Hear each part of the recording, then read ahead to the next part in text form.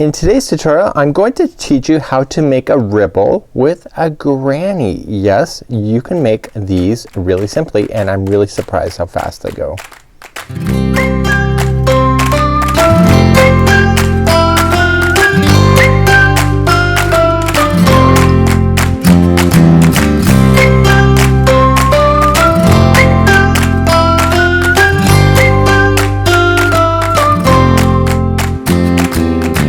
Welcome back to the Crochet Crowd as well as yarnspirations.com. I'm your host Mikey. Today I'm going to teach you how to make a granny ripple just like so. This is part of a free pattern that I'll provide a link in the more information of this video for you, and I have never done this before until last night. So if you look at the videotape editing of when this went out, this is how long I've waited to learn the stitch.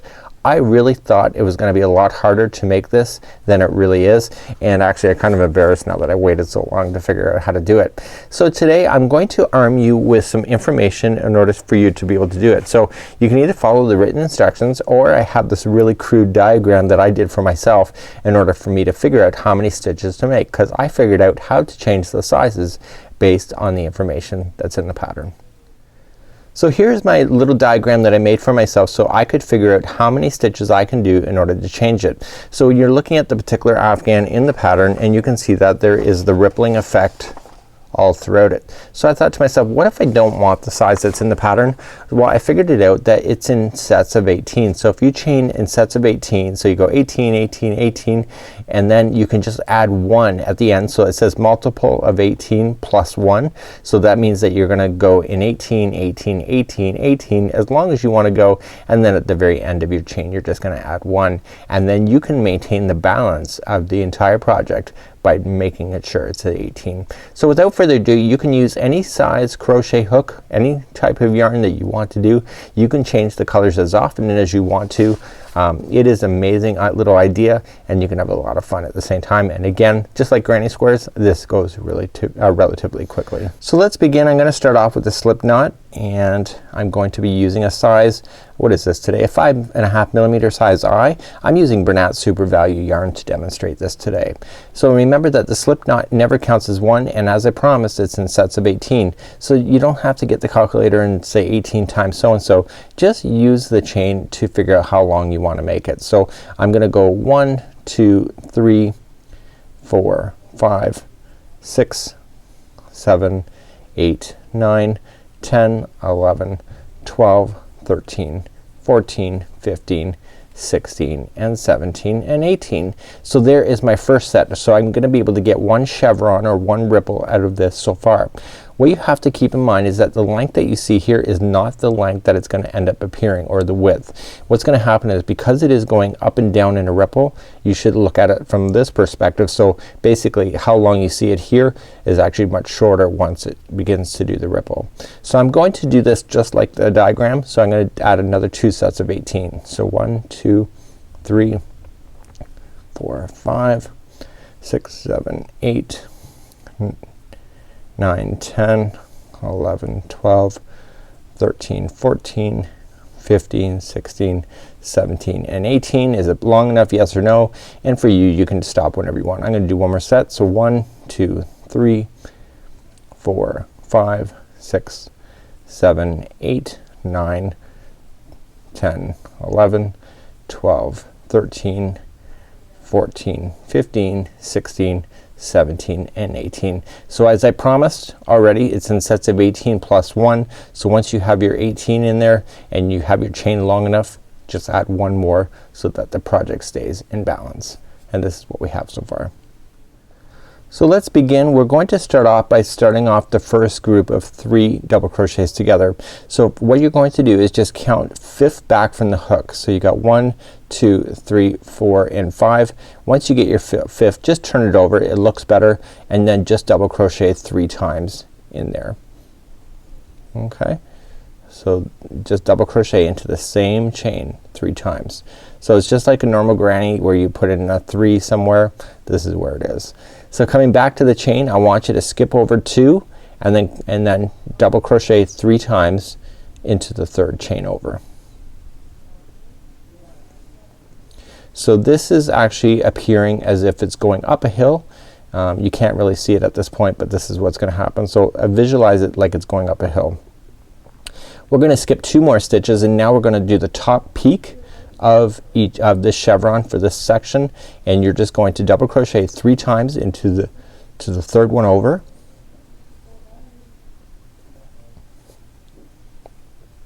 Okay, once you get that one in there, this is the top peak, so we have to pretend it's like a corner. So we have to chain 3, 1, 2, 3, and then 3 more back into that same chain, and that creates the peak of the chevron or the ripple or zigzag, whatever you want to call it.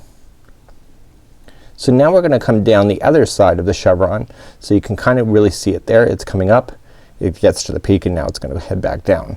So we're gonna skip over 2, go to the third for 3 double crochet.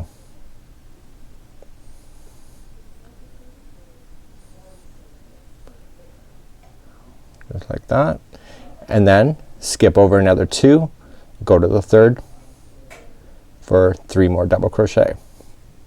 So what's gonna happen on this particular pattern is that in between the tops and the lower peaks, there's only ever one standalone by itself.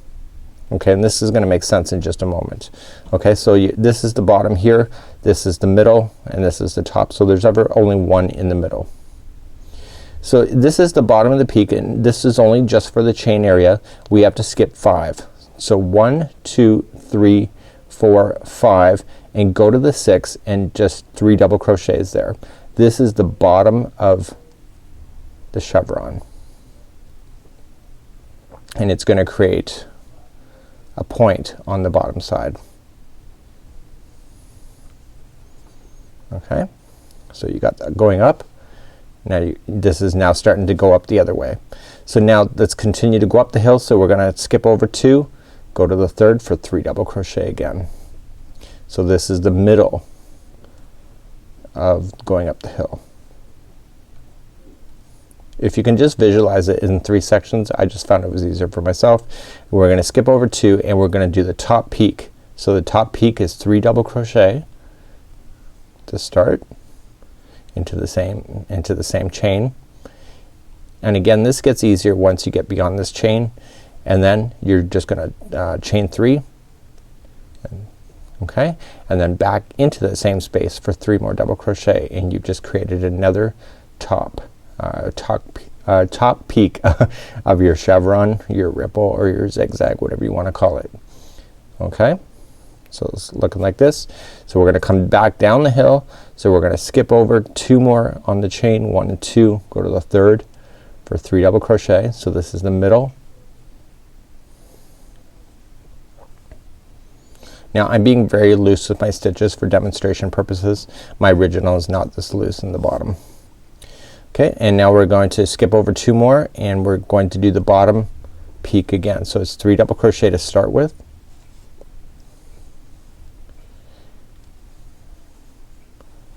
Then you skip over 5 and go to the 6th. So 1, 2, 3, 4, 5, and go to the 6th, and 3 double crochets into that one. So we're doing the other side of the bottom peak. So we're gonna start going up the hill. Okay, skip over 2, 3 double crochets into the next. So you're going up the hill. This is the middle one of going up the hill.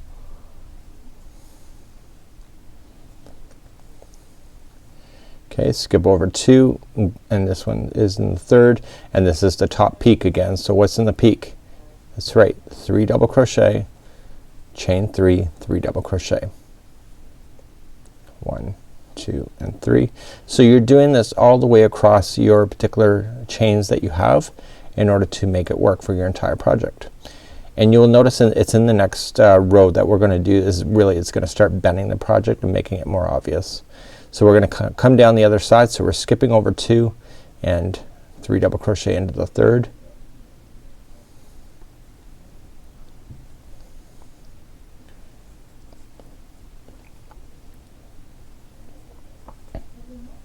Okay, skipping over 2, going into the third,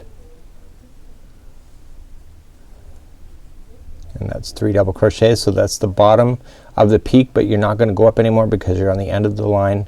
and then simply all you just have to do in the last stitch is just double crochet. And I'm gonna pull this up to show you in just a moment. So that's exactly what you have at this point. You can see that the bottom edges are really not defined very clearly yet, but they will be within the next one, and you can kind of see that we have 3 peaks going on, just like you would see in the sample that I've drawn up for you. So let's turn our work and begin the next row. To begin the next row in all remaining rows from this point on, it's really easy. We're always gonna start off with chaining of 3. 1, 2, 3. You're now gonna work in between the gaps of the 3 double crochets together. So just here's the first gap there. So you're not worrying about anything beyond here. You're going immediately to in between there, and you're going to put in 3 double crochets. And you're going to notice that first chaining of 3 that we started with appears to be on an angle, but in actual fact it's not on an angle. Your work, you have to visualize it going on an angle as it's going up the hill. Okay, so now it's straight up. Okay, so once you get your first one in, you're gonna go to the next set and you're gonna put 3 in between the 3 double crochets.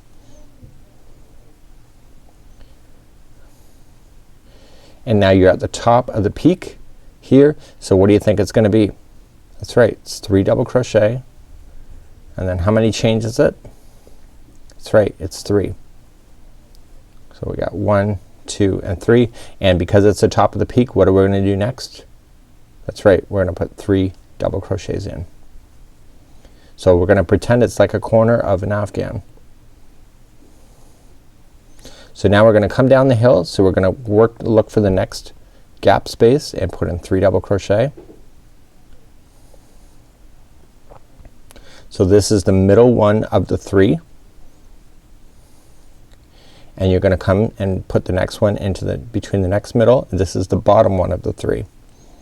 It's not always obvious right in the very beginning right now. Okay, so here's what you have to do, is that you have to look for what is going on both sides. So you're going to be putting in one over here and over here. So you have to come on both sides of this here. So you're gonna come in over here.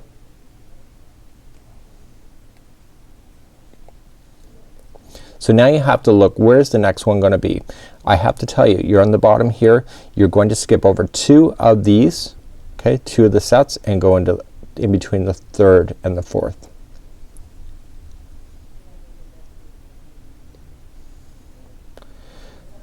Okay, so we're at the base in the bottom. Okay, there's your chain 5 right down here. So where are we gonna go next? We're gonna skip over these 2 sections here. So we're gonna go between here and the end. Okay, so you're gonna skip over 2 and then just start over and put in 3 double crochets, and I'll show you why that makes sense in just a moment.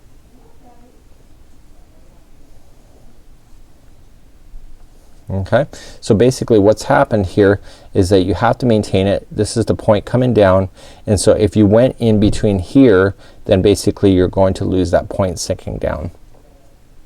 So let's work up the hill. So you're just coming into the next gapping space for 3 double crochet, and now you're on the top peak, and remember what it is. That's right, it's 3 double crochet, chain 3, 3 double crochet. It's just like a regular corner of a granny square. So 1, 2, and 3, and then 3 double crochet back in. So we're gonna come down the hill again, and so we're just gonna come to the next space for 3 double crochet. This is the middle one of the 3. Okay, we're gonna do another one, so we're gonna come into the next space. So this is the bottom one of the 3, and so this is where we need to look on what we need to skip in order to go back up the other side.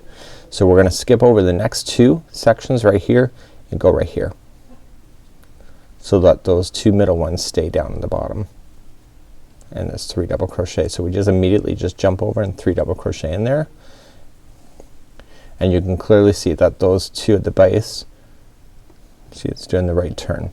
And now let's come back up. So we're gonna, this is the middle one, so 3 double crochet.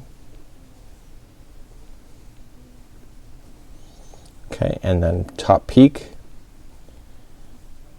So the top peak is 3 double crochet, chain 3, and 3 double crochet.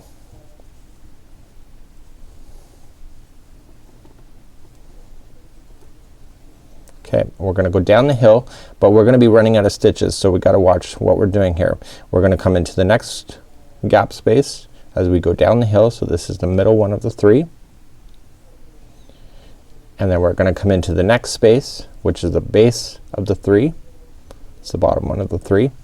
And what do we need to do? Well, just like we started off with chain 3 by itself, we need to put in a double crochet right into the chaining the turning chain over here. Okay, so basically this is what it looks like. So I'm going to start one more row. I'm not gonna do the entire row, but I'm just gonna get you started, and you can see that the chevron look is actually starting to take effect, and it's just really easy. So let me turn and get you started one more time. To start again, all I need you to do is just chain 3. So 1, 2 and 3. Now you're going to come and you're gonna just ignore this whole section right here and just come to the first one and put in 3 double crochet. And again, if you think that chain is not looking like it's proper, remember that this thing is on an angle, so it should be working up in a vertical line like it is. You're gonna come into the next space for 3 double crochet. And what is the next space after that? It's obviously the corner. So the corners are 3 double crochet, chain 3, 1, 2 and 3, and then 3 double crochet again. Okay, so now we're gonna come down the hill, so that we're gonna come into the next space available to you. This is the middle one of the 3. Okay, because remember the top one is already 1, 2, and then we're gonna do the next one. This is the base of the 3, the bottom of the 3. So where do we go from here? Once we get this done, just like we did before, we need to skip over the 2 middle ones here and just go right here as we go back up the hill. If you're ever unsure and you put it in the wrong spot, just double check yourself just by opening it up after you do it and just determine, does that make sense? And you can see it does make sense. You got the base here, these 2 are working together by themselves. In the middle, these 2 are by themselves, and now these 2 are by themselves. Okay, we're just gonna work up. And this is how easy this pattern is. I cannot believe how fast it was. I've been ignoring this pattern for years, this type of crochet. I figured it was a lot more harder than it is, but it turns out I shouldn't have been. So we're at the top peak, 3 double crochet, chain 3, 3 double crochet, and just like so.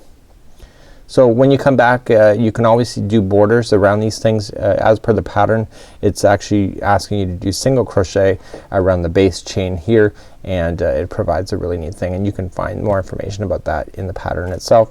But this is how you would do a standard granny ripple, and you can see that it turns out really nicely at the same time. Till next time, I'm Mikey on behalf of Yarnspirations as well as the crochetcrowd.com. See you.